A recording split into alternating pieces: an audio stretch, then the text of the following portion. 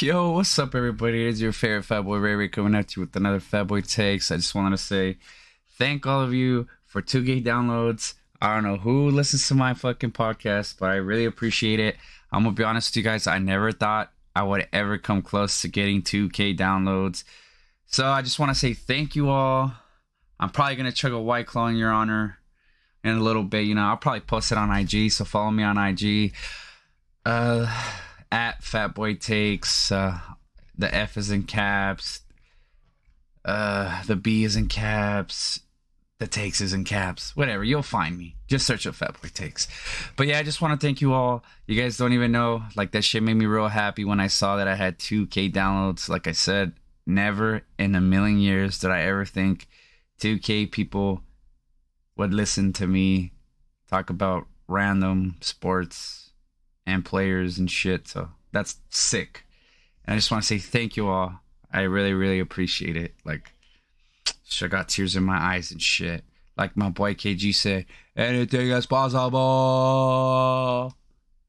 Alright, so let's get down to business. On today's pod, we're going to talk about the NBA. First and foremost, I want to congratulate the Denver Nuggets on winning the championship.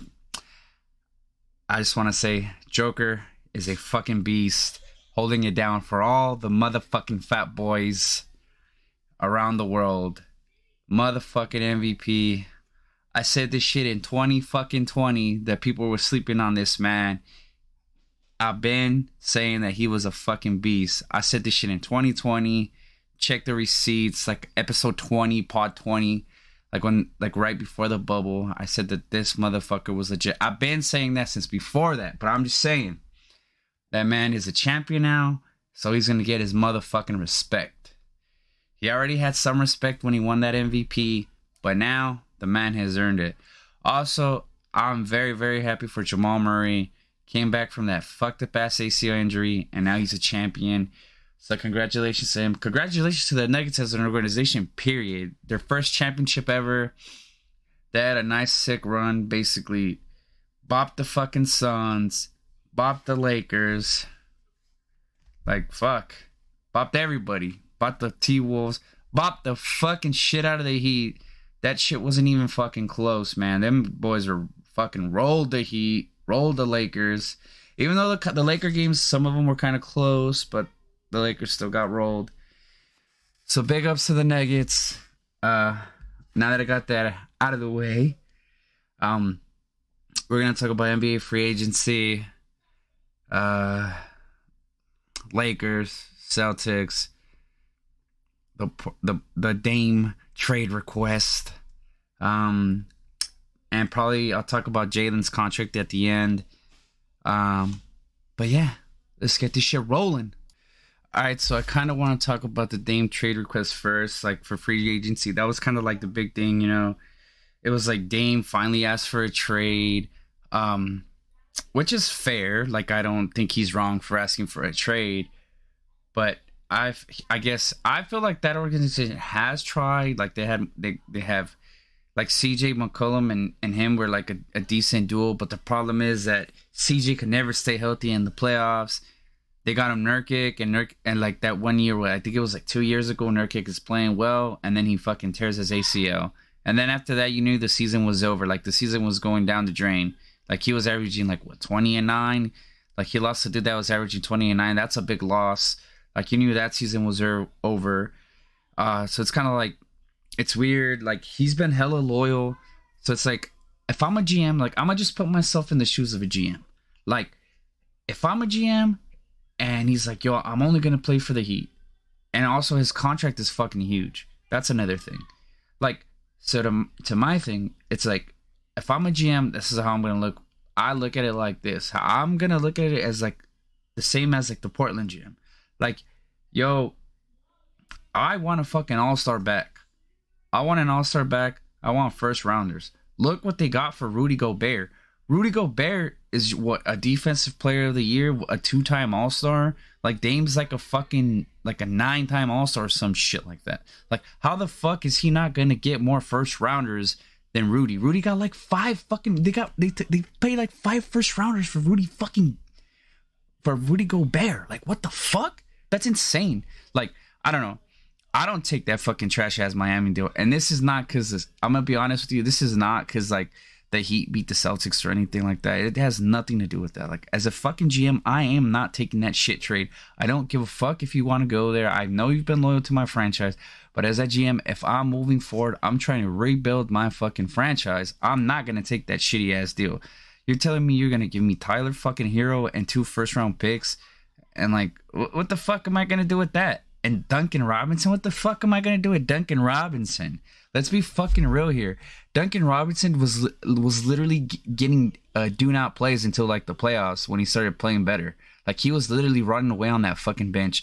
So essentially, you're gonna give me Tyler Hero, which is like 6th man of the year basically, because he wasn't really starting, and then he fucking got injured. He broke his hand. So it's kind of like, what do you do? Like you're gonna literally. If I'm a GM, I'm not taking 2 fucking bench players for a fucking 9-time All-Star when we saw Rudy Gobert's haul. There's just no fucking way I take that trade. And if I take any trade from Miami, it has to include the 16th pick, the kid from UCLA. There's just no fucking way I don't ask for that shit. If I'm a GM, I'm asking for the fucking house for Dame. There's no way I'm cool with just taking Tyler Hero, Duncan Robinson, and 2 fucking firsts. That to me is just like, well, are you fucking kidding me? If I got that call as a GM and they're like, yo, this is what I'm gonna offer you for Damian Lillard, I'm hanging up the fucking phone. I'm like, get the fuck out of here, you fucking bozo. Like, click. Then I start seeing who else is interested. Like, there is no way I take that trade. I'm just saying, as a GM, if I take that trade, you better fucking fire my ass. That trade is literally setting back my franchise even more. Like, at least he get an all-star back. An all-star back. Like, that's all I'm saying. An all-star and a shit ton of first-rounders at least. Like I said, you're literally getting 2 bench players for that dude. And then I know they're saying they want Martin, but I don't know. The Heat don't want to trade Martin. He was big in the playoffs. It's just kind of weird, though. That whole situation is kind of weird. And then Dame's saying he's not going to play. Like, he's not going to show up to camp. I don't know. We'll see. Money talks. We're going to see if he shows up or not. That shit is to be determined. I feel like he should just show up because I feel like, why not? You're getting paid. Like, I don't show up. I don't get paid. I don't show up to work. Like, what the fuck? I got a shitty job. You got a sick ass job. I'd still show up. I don't give a fuck. Even if I'm disgruntled. $32 million, $36 million, $40 million. Shit, I show up to work for $40 million. Shit. Sign me up. That's pretty much it for the Dame stuff. Like, I don't know. That whole situation is just so weird to me because it's like, I see both sides. Like, I see Dame's loyalty. Like, they do owe him something. But, like, he's trying to kind of fucking rail them, though. Like, yo, this is where I want to play. Because that package sucks. There has to be better packages than that out there. Like, the Jaylen Brown package that supposedly was getting shopped is better than that package, for one. Like, if I'm a GM, I would take that package. But I don't think the Celtics are going to trade Jaylen Brown. Who knows? You never know. But it doesn't feel like they're going to trade Jaylen. Yeah, but that's it about the Dame thing. Let's talk about free agency. Like, I myself, like, to me, the biggest free agency trade to me was the Celtics and the Grizz trade. Marcus Smart for Porzingis. Well, Marcus Smart for 2 first-rounders and Porzingis. Let's get that shit straight. To me, I feel like this trade benefited the Celtics more. But I can see why the Grizz made this trade. The Grizz absolutely need a veteran in that locker room. And who better than Marcus Smart? Marcus Smart is a dude that has the dog in him. Like, this dude does not take plays off. He's gritty as fuck.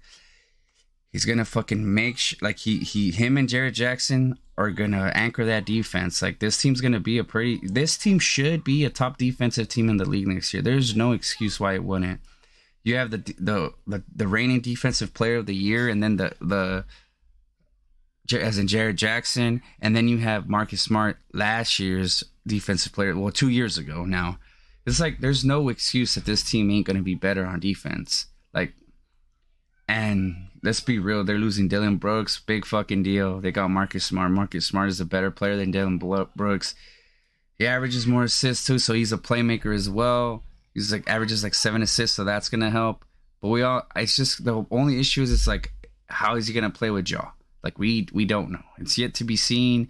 Also, Jaw's gonna get suspended for like fucking 40 games or some shit. Who knows? My thing is, I think it's good for Jaw because Marcus Smart's gonna be like, "Hey, idiot, you're being fucking stupid." Slap. Like, come on, dude. You're like he's gonna keep his ass in check. So I think that's a good reason for that trade. But to me, like, I feel like a lot of Celtics fans are like upset about this trade, right? Like the whole thing with me is like, this is how I feel. Like, I feel like this is a good trade for the Celtics. Like, amazing trade for the Celtics. Not just good, amazing. It's an amazing trade for the Celtics if Porzingis can stay healthy. Like, that's the thing with me. Like, this trade is, Brad knocked it out of the park. If he can get Porzingis to play like 65, 70 games, because his average is like, 50 games? Well, it was like 52 games, but he played 65 this year. Like, to me, this trade is gonna be like big. Like, the health is the big concern right there. Like, that's what's gonna determine if this trade is a good trade or not. Like, I've been saying that since day one.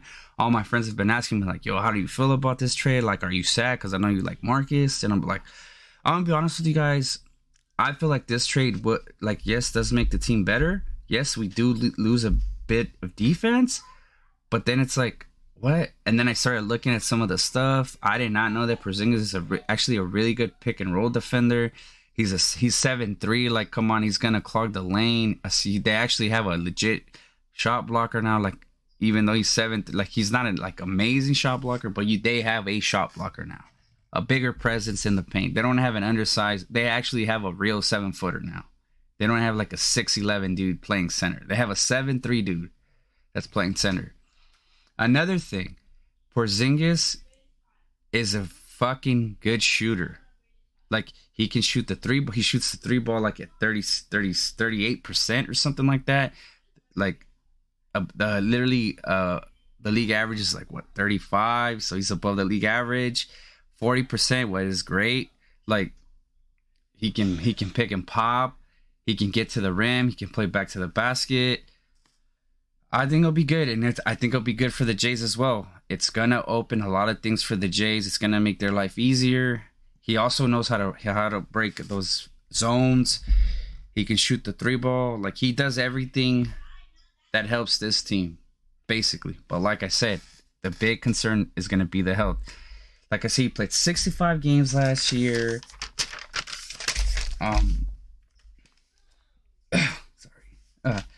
65 games last year.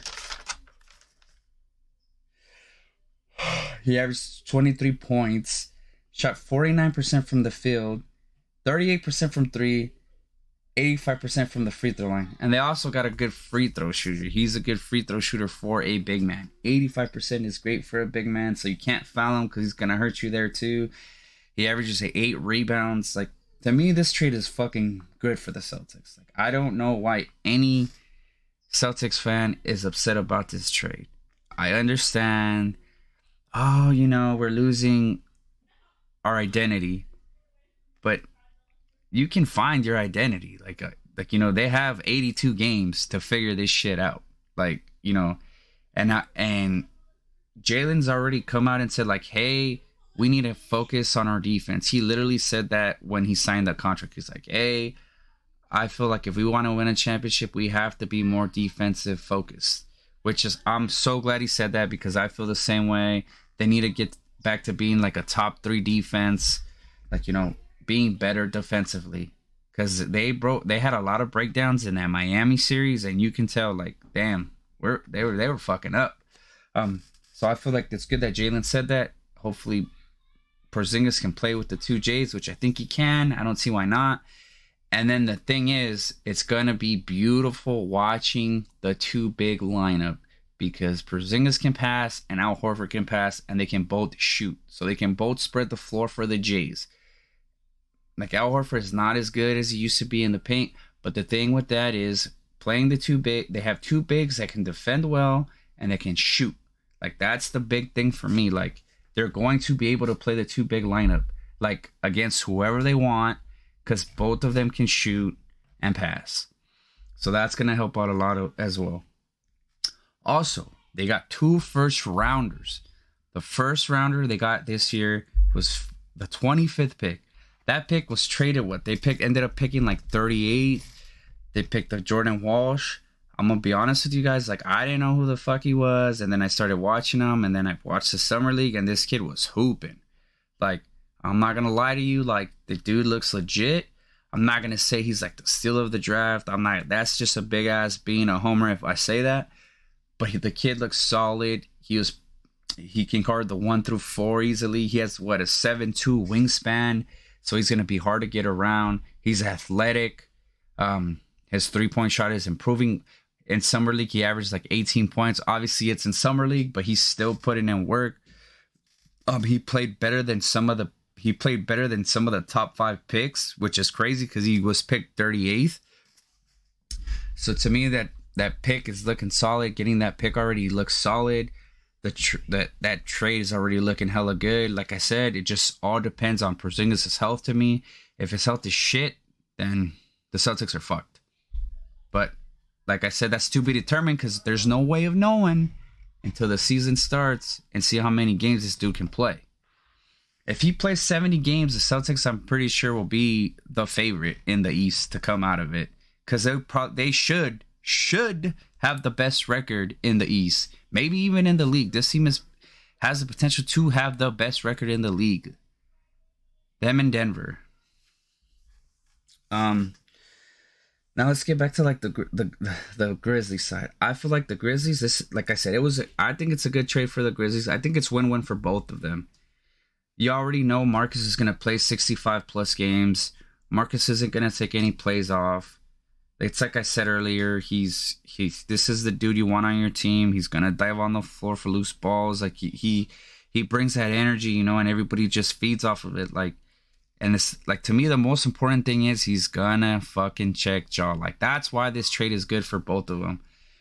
Like, it's good for the C's, depending on the health, but I think it's great for the Grizzlies because they needed that veteran presence. Like, I'm not gonna, like, Steven Adams, like, I'm not saying Steven Adams is the best player, but it's like Steven Adams was like the only one in their ear being like, hey guys, like, we're kind of fucking up. Like, we're partying too much when we're going on the road.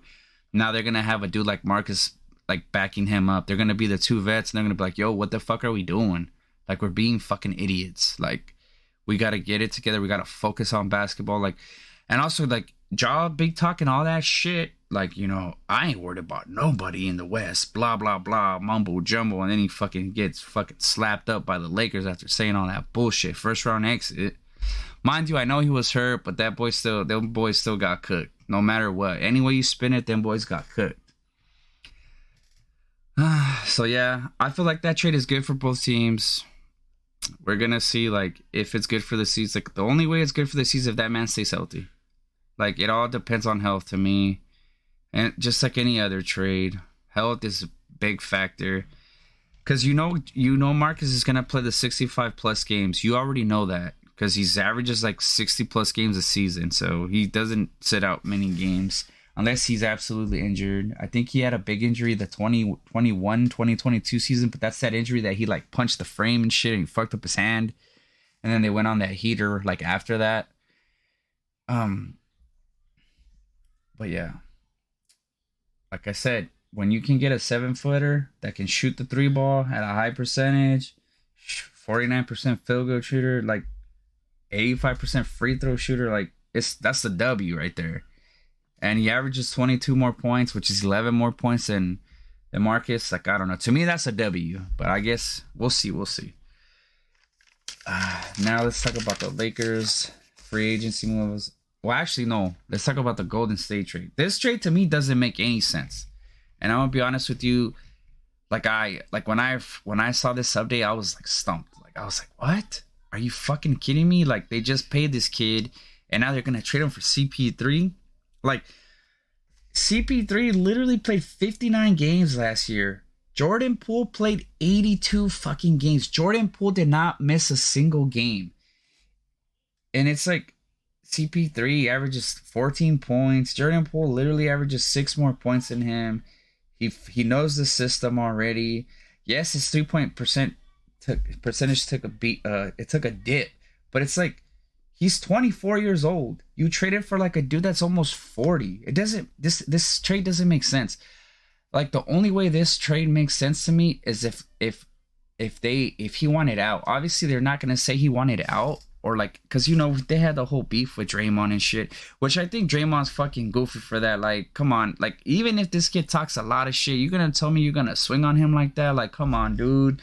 They caught you in fucking 4K. Like, come on, man. Like, to me that was silly. Like, you just paid him. Obviously, your GM was saying that he was like the future. He was said nothing but good things about the kid, and then you go off and swing on him like and knock his ass out. Like, I kind of knew that it was over right there. That's a relationship that was never going to be able to be repaired.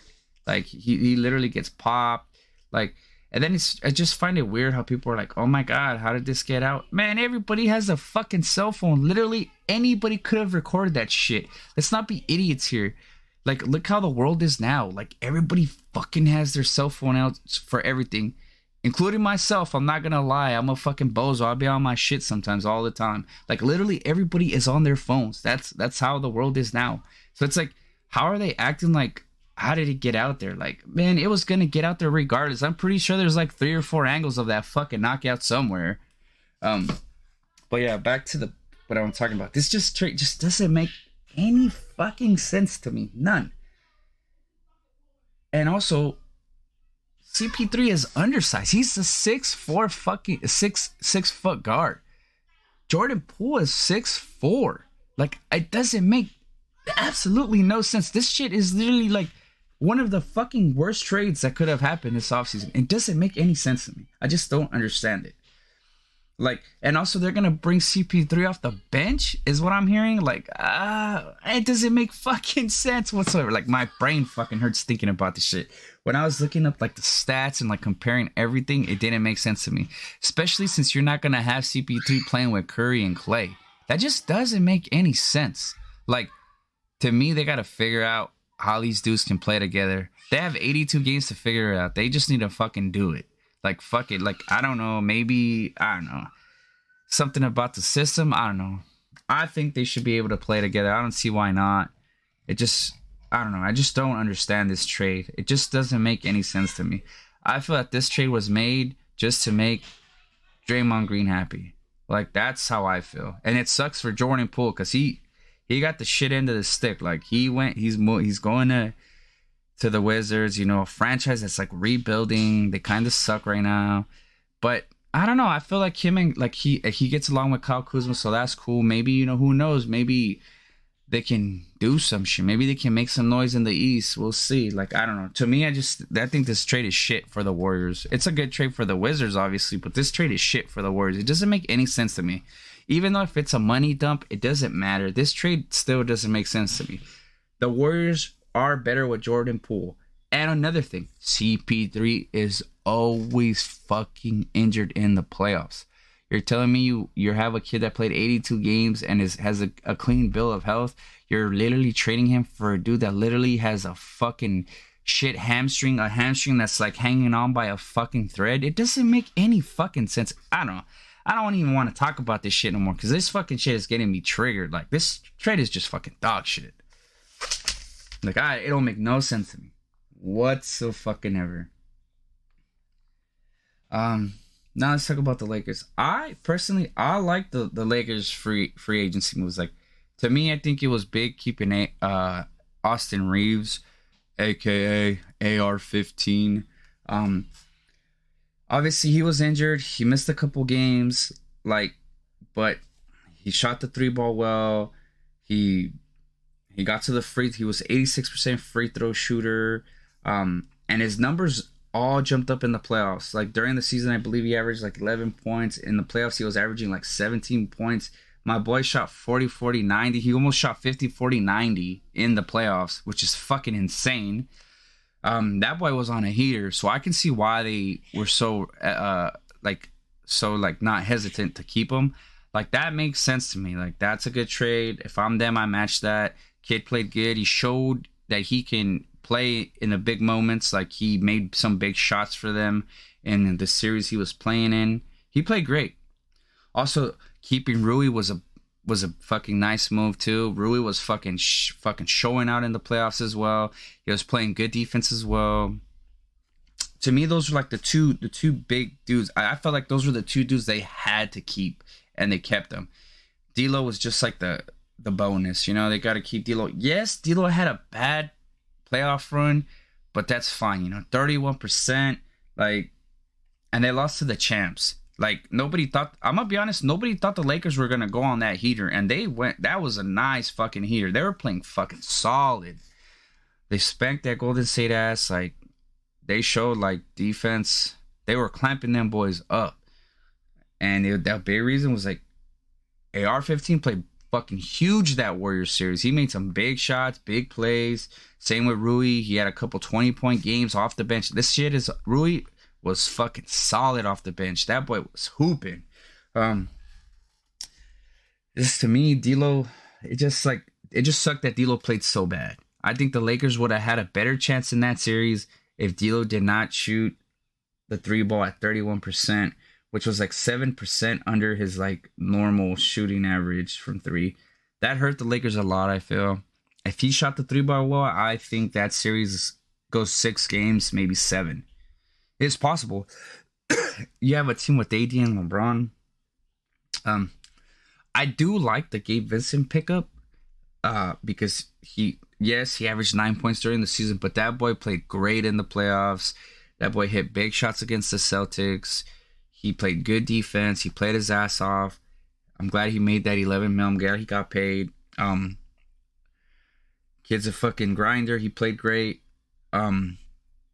It's another shooter for LeBron. You know, LeBron's the most successful when he has nothing but shooters around him, which is good that they put another shooter around him. Also, Reeves does handle the points sometimes. That was another reason it was good to keep Austin. I don't know how I felt about the Cam Reddish trade, because the thing is, I feel like Cam hasn't got like a legit shot.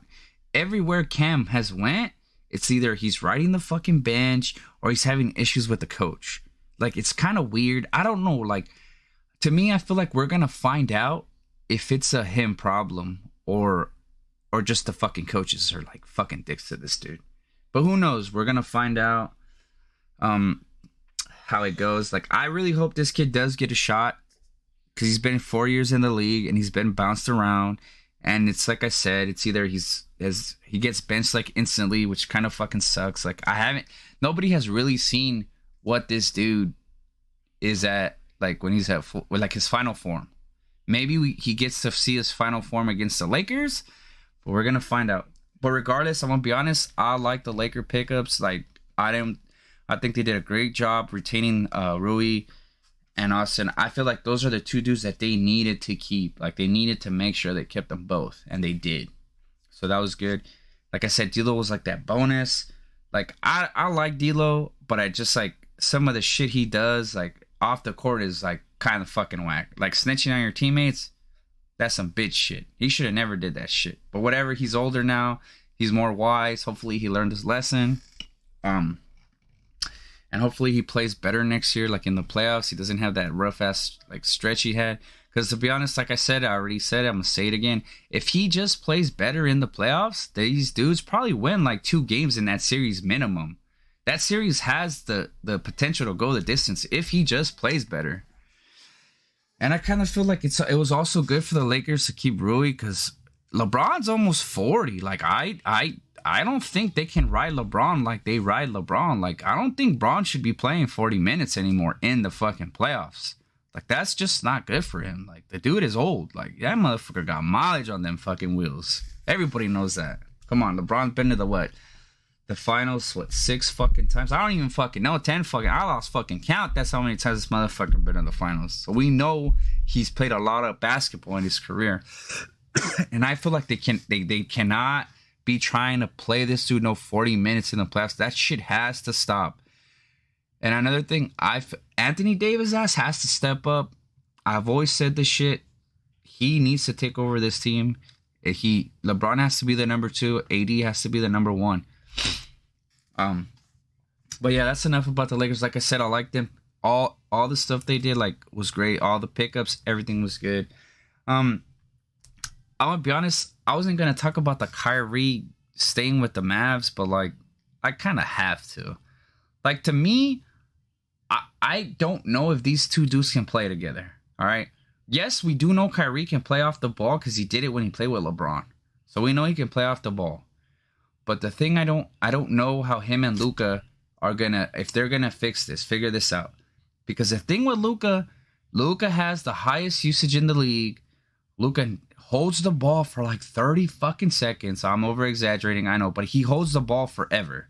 That's the thing with Luka. Highest usage rate, most dribbles in the NBA, so you know he's gonna have the ball for at least 20 seconds, 16, 17, 18 seconds. That's a lot. Instead of moving the ball, we know Kyrie is an ISO specialist. It's and then we saw it last season. They were kind of just taking turns. They never played together. They never got each other open. To me, I feel like that pick and roll should be fucking deadly. Both of those who's pick and rolling, 2 fucking good shooters, and they both can go to the basket. I don't know. I don't understand that. They got to figure that out. They can't be taking this turn shit. Luka has to stop coming into camp fucking fat, or if he comes into the camp skinny, he needs to stop getting fucking fat. This Luka's the only him and Zion are the only 2 fucking players in the league that get fatter as the season progresses, which makes no fucking sense. I don't understand that shit. Them boys need to stay in the gym. Then stop eating them fucking chicken wings or whatever they fucking eat when they're on the road. Luka gotta stop drinking beer. I would know, that's how I got fat, drinking all this beer. Getting that fucking big old beer belly and shit. So yeah, Luka needs to stop drinking beer during the season and just grind. Also, that's another thing that I thought was good, that the Mavs finally checked them. They were Jason Kidd did. Jason Kidd was hey man, you gotta come into camp top shape. I don't want you coming to camp fat, overweight. And he's been putting in the work. Yeah, he's been putting in the work, but fucking some of them videos do that man no justice. That video where he's doing the light drill. Oh my god, he looks so slow. I feel so bad for him. But then again, he's crafty. His game's not it's not all about his athleticism. So that's good. I think he'll be better if he comes into camp skinny, obviously. He's gonna have more energy probably. I don't know. It's just weird seeing that dude get fatter as the season goes on. I just don't make sense to me. I don't understand it. Yeah, and that's pretty much it for the free agency. Let's get into the Jaylen contract. Dun dun dun. All right, so this is something that I personally did want to talk about, because everybody knows Jaylen's my boy. That's my favorite Celtic. And I'm not trying to be biased. It's gonna sound like I'm gonna be biased, but I'm gonna speak. I'm not gonna speak from my heart. I'm gonna just keep it 100. To me, this contract makes sense. The reason this contract makes sense is because just think about it. The only reason he got this fat ass contract is because the timing. His contract is not going to stay the biggest contract in the NBA. That's what people need to realize. They need to stop being oh, that's a shit contract because of this. No, that shit is not a shit contract. The cap is going to keep going up and up and up. The next dude due up is SGA. There's rumors going around that they're going to offer Shai Gilgeous-Alexander $400 million. You're telling me you're going to give this guy $400 million even though he only plays one side of the ball. I don't want it's come on. And that it just, I don't know. I don't understand. They're going to offer that guy $400 million and people are going to say that contract makes more sense than the Jaylen contract. There's no fucking way. Jaylen Brown is literally a fucking two-way player. He averaged 26 points. Shot the league average from 3. Shot 49% from the field. Him and Jason Tatum already proved that they can play together. It makes sense. Why wouldn't you want to lock up both of your stars for another 5 years? You get a nice little, like, your window stays open. Him and JT obviously love playing with each other. What did JT say? JT said, hey, our biggest priority in the offseason, he literally in the presser after getting eliminated, he fucking says, he's like, hey, I want him here. Like, I need him here. Like, your superstar is literally fucking telling you, hey, man, I want him here. Like, you need to do what you need to do to keep him here. That speaks volumes. That means that he loves playing with this dude. Like, he thinks that they can win a championship, and I think they can too. Like, a lot of people, like, just keep shitting on Jaylen because he had one bad playoff series. Come on, let's be fucking real here. Look at his piece of work. The kid's gotten better every year. We're gonna shit on him for having one bad playoff series. Come on, the year before that, him and Jason Tatum, he was literally the front runner for the MVP. Like, if they would have won the championship last year, Jaylen Brown would have got the MVP. He played lights out that whole finals. Like, he played great. Like, but we're going to crucify him for having one bad series. And then we're going to be like, oh, he can't go left. We're not going to pay him because he can't go left. Literally, the dude has literally been working on his left since the fucking season ended. All he's been doing is working on his left. I promise you, this dude is going to fucking come out next year and he's going to hoop. And he's going to show people he can go left. Like, I promise you. Like, this is just how the kid is. Like, every year he's improved. He's gotten better. Like, he's worked on his dribbling. His dribbling's gotten better. Like, when he first got into the league, he could not dribble for shit. My boy was literally... Everybody literally thought Jaylen was going to be a fucking dunker and a defensive player. Like, that's what everybody thought because of his athleticism. Everybody was like, oh, once his athleticism is gone, he's done. Dude, the kid has obviously proved that he puts in the work.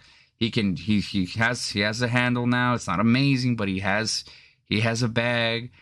He can shoot the mid range. He can shoot the 3-ball. He can get to the foul line. He can get to the hoop. He can defend. He's an elite defender. Like, what? Why wouldn't you lock this guy up? He just made All NBA. He showed like he's like one of the top fucking 20 players in the NBA. Like, why wouldn't you lock him up? Like, to me, I think a lot of people are hating on Jaylen because he plays for the Celtics. Let's just ask yourself this fucking question. If you fucking had the chance to sign Jaylen Brown for that contract, you're fucking telling me you're not going to want that dude on your fucking team? Who the fuck wouldn't want this dude on their team? Unless you're some idiot that thinks PG is better than him, which he's fucking not.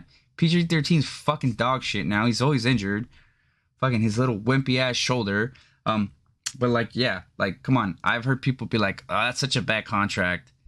PG's better than this dude. This dude's better. And it's not true. He's better than PG. He's better than a lot of dudes. Him and Siakam literally are fucking... I think he's better than Siakam. It's just, yes, Siakam has a championship, but he fucking won that with Kawhi Leonard. Kawhi Leonard being the best player. Like... And that's another thing. Jaylen Brown's literally, to me, if you told me he's better than fucking Kawhi too. You know why? Because he's always fucking healthy. He plays 70 plus games a year. Kawhi plays like fucking 40 fucking games. Like, how does that saying go? The best ability is availability or whatever. Yes, he's always available. He's always trying to play. He doesn't load manage. Kid's always in there. And like I said, he has good work ethic. He's a grinder. Like, this fucking deal makes sense. The only reason it wouldn't make sense is like the money long term, like with Jason Tatum. Like, everybody's like, why? Like, you're gonna have to pay Jason Tatum so much. You're gonna have like $600 million locked up in both of them. Why the fuck does it matter if they have $600 million locked up in both of them? Let's be fucking real here. These dudes have been to the finals 4 fucking times when they're both healthy. Why wouldn't you spend that money? They're going to make that money back. These dudes are going to keep getting to the finals. There's just, yeah, they lost last year. They lost in the ECF. They still made the ECF. I mean, I said they made the finals. Correction. They've made the ECF 4 times. Finals 1 time. They're 25 and 26. They literally have had more success than CP3 already. They've had more success than PG-13 already. Like, I don't understand why you would want to split these two dudes up for one. Like, if I'm a GM, I spend that money. I'll lock them up. Like I said, 4 Eastern Conference Finals. Like, there's who says no to that? Eventually, they gotta find a way to get over the hump, which I think eventually they will find a way to get over the hump. There is no way they're gonna keep having these breakdowns and losing. There's just no fucking way. Um, to me, it just this still makes sense everywhere. Like the only thing people are just like, it's too much. It's an overpay. The only reason it's an overpay is because they don't realize that the cap's going up and it's gonna keep going up. So regardless, this contract is gonna look cheaper than those other contracts coming up. I promise you, by the time the Luka contract comes up, the Luka contract comes up, the Devin Booker contract comes up, them fucking contracts are going to be fucking ridiculous. I promise you. Come on, SGA 400 mil. I ain't giving that. That's fucking nuts. Like 400 mil for a dude that plays one side of the ball and that's it. Yes, he averages 31. Jaylen averages 26 and plays fucking elite defense. Like, this still makes sense. Like, I don't understand. Like, I don't know. I find it weird too that the Celtics fans were like, "Oh, like fuck, what a shitty deal. We overpaid." How the fuck can you say you overpaid when they've been to the Eastern Conference Finals 4 times? You've literally seen the team you love get to the Eastern Conference Finals 4 times. There is literally teams that have not seen their team get to the Eastern Conference Finals 1 fucking time. Like, y'all guys gotta chill out with the Jaylen hate. Yes, he had a bad series against Miami. Big fucking deal. He's fucking 26. And you know he's a grinder. He's gonna get better. He's gonna be better next year. Every year he's come back better and better and better. So like I said, to me, this contract makes sense. I don't know why it wouldn't make sense. Like, it's just everybody just feels that it's too much money. But the thing is, when these other dudes start being up for their contracts, and people see how much they're gonna get paid, they're gonna be like, oh, all right, this contract makes more sense now. Like, yeah, and who knows? What if Jason Tatum like doesn't ask for like way more? What if he asks for like less? What if he asks just to get paid a little bit over Jaylen? You don't know. Like, what if he takes a pay cut? You never know. It is like, I don't know. It's all gonna. We're gonna find out. They have 5 years. They're locked up for 5 years. I'm pretty sure Tatum's gonna sign that extension. Gonna get locked up for another 5. It's like 3 or 4 years of them together, and they're not even in their prime yet. So you're gonna lock them up when they're both entering their prime. Like, why wouldn't you do that? It makes sense everywhere. Like, locking these two dudes up for their prime. I don't know. To me, it's a good contract. And I'm not saying that because Jaylen's my fucking boy. I just think it's a good contract. And also, it could not have happened to a better dude. Jaylen is a good fucking dude. Like, look what he's trying to do for the community in Boston. Like, he's trying to fucking change shit. He's trying to do shit for the community. There's not a lot of players that do stuff like that. Yeah, LeBron does stuff like that, but like the shit Jaylen's gonna do is cool as shit too. Like, you know, you might have bridged the wealth gap. Like, he has all these plans to basically, he's like, if I'm winning, we're all winning, which I gotta respect the fuck out of that. All right, y'all. I'm gonna get out of here. It's 10:30. I'm kind of sleepy. I know I always promise you guys I'm gonna do more pods, but like, it's kind of rough. I'm gonna be honest. Like, your boy, I was working a lot, and also I started hitting the gym. Your boy's lost 31 pounds. Let's go. I'm not as fat as I used to be. Let's go. Who knows? I might have to change the name of the pod to Skinny Takes. You never fucking know. Nah, I like drinking beer too much. This should get you fat. All right, everybody, on that note, I'm going to get the fuck out of here. Also, again, I am so thankful for the 2,000 downloads. I appreciate all of you. If you guys ever want to have any questions to ask me, we can connect on social media. My Twitter is at FatBoyTakes. My IG's at FatBoyTakes. Well, FatBoyTakes.